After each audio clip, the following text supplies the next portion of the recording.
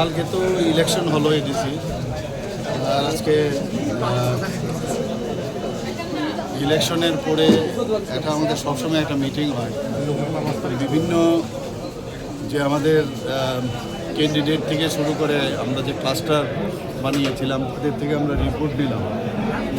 তো এক একটা কেন্দ্রের কী রিপোর্ট কীরকম ভোট আমরা পেতে পারি এগুলো আমরা সবসময় আমাদের নিয়ম অনুসারে করে থাকি। এইবারও আমরা করলাম। এখন পর্যন্ত যা রিপোর্ট দিল দেখলাম যে মোটামুটি ফেভারেই আছে আমাদের, চিন্তার কিছু নেই।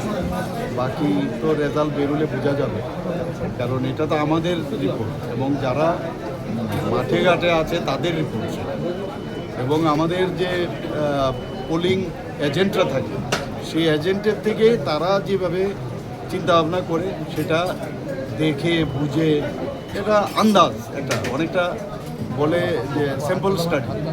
তো এটা স্যাম্পল স্টাডি, বাকি তো রিপোর্ট আসলে বোঝা যাবে, রেজাল্ট যখন বেরোবে একটা গেল এটা। তো সেই অনুযায়ী আমরা দেখলাম যে এটা রিপোর্টটা ফেভারে আছে। আর 2 নম্বর হচ্ছে যে কাউন্টিং যে ডে, সেখানেও আমাদের লোকরা কিভাবে যাবে, কোথায় কিভাবে থাকবে, সেই কাউন্টিং এজেন্টদেরও একটা আমাদের ট্রেনিং দেওয়ার ব্যবস্থা, ওই সব বিষয়ে আলোচনা। স্যার দেখা গেছে বেশ কয়েকটি বুথে মানে অপ্রত্যাশিত কিছু ঘটনা ঘটেছে, সেদিক থেকে কি রিপোর্ট চাওয়ার সম্ভাবনা রয়েছে? রিপোর্ট তো সমস্ত ক্যান্ডিডেটরা বিভিন্ন জায়গায় চেয়েছে, তো এই বিষয়গুলো তা আমাদের কাছে না, আমরা তো বলতে পারবো না। এখন রিপোর্ট করতে গেলে স্টেট ইলেকশন কমিশন যদি মনে করে রিপোর্ট করবে, তাদের আমাদের ক্যান্ডিডেটরা কিন্তু অনেক জায়গায় বলেছে রিপোর্ট করার, it is up to the election commission, state election. Sir দেখা গেছে যদি রিপোর্ট করে তাহলে ভালো, আমরা রিপোর্টের জন্য তৈরি থাকবো। স্যার আপনি বারবার শান্তির বার্তা দিলেন, ধৈর্য ধরার বার্তা দিলেন এবং সহনশীলের বার্তা দিয়েছেন।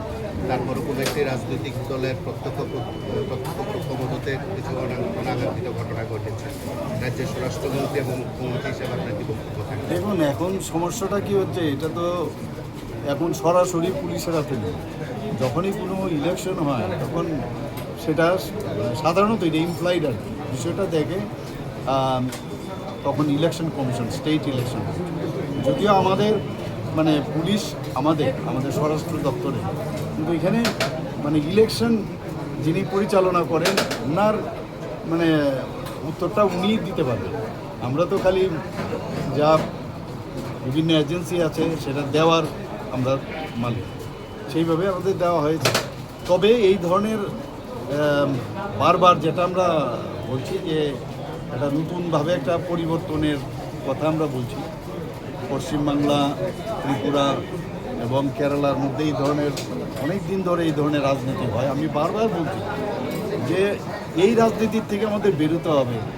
শক্তি প্রদর্শন করে, মাসুল প্রয়োগ করে, নানা রকমভাবে নিউসেন্স ক্রিয়েট করে যে রাজনীতি এতদিন ধরে চলে আসে, অনেকটা আমি বলবো না, অনেকটা হ্রাস পেয়েছে। এটা আপনারাও যারা সাংবাদিক বন্ধুরা আছেন আপনারাও বুঝতে পারছেন। এবং আমার কেন যেন মনে হচ্ছে যে হয়তোবা একটু কয়েক দিন পরে হয়তোবা দেখবেন যে মানুষ একটু, যেহেতু এগুলো পছন্দ করে না, ইনার্টলি কিন্তু মানুষ পছন্দ করে এবং আলটিমেটলি মানুষ শান্তি চায়। শান্তির বাতাবরণটা থাকলে ভালো, তাহলে কারণ এতে মানুষ বিরক্ত হয়। মানে তোমার বক্তব্য থাকলে তোমার বক্তব্য বলো, তুমি তো বক্তব্যর বাইরে গিয়ে অনাকাঙ্ক্ষিত যেসব কথা শব্দ ব্যবহার করা বা মানে এইসব মানে আস্ফালন করা, সেটা না করলে। এবং আমি আশা করি এই সমস্ত রাজনৈতিক দলগুলোকে আবার আমি আবেদন করবো, আমরা শান্তির মাধ্যমে যেন সুন্দরভাবে, যেহেতু ইলেকশনটা 2-4টে ঘটনা হয়েছে, সেটাও কেন হবে, এটা সুন্দর একটা বাতাবরণের মধ্যে শেষটা যেন, যার শেষ ভালো তার সব ভালো, সেটা যেন হয়, আমি আবেদন করি। 17 তারিখ সবার উদ্দেশ্যে কি বার্তা থাকবে? আমি তো বললাম যে সবার সহযোগিতা প্রয়োজন এবং সুন্দরভাবে আমরা এই ডিসি ইলেকশন প্রশাসনের তরফ থেকে তো ওনারা সাহায্য করছে, আমরা পার্টির তরফ থেকেও তারা সমস্ত পার্টি যারা আছেন তাদের কাছে আমি এটাই বলবো যে আমি যে কথাটা বললাম যে শান্তির পরিবেশে যেন যে লাস্ট যে কাউন্টটা যেন হয় এবং রেজাল্টের জন্য আমরা অপেক্ষায় রইলাম এবং তাতে মানে সবাই যেন এই রেজাল্ট বেরোনোর পর আবার অনেকে কিন্তু অতি উৎসাহী হয়, সেটা যেন না হয়। আমরা দেখেছি এটা ত্রিপুরার বহুদিন ধরে এটা কালচার যে নির্বাচনোত্তর একটা সন্ত্রাস হয়। Please don't do it.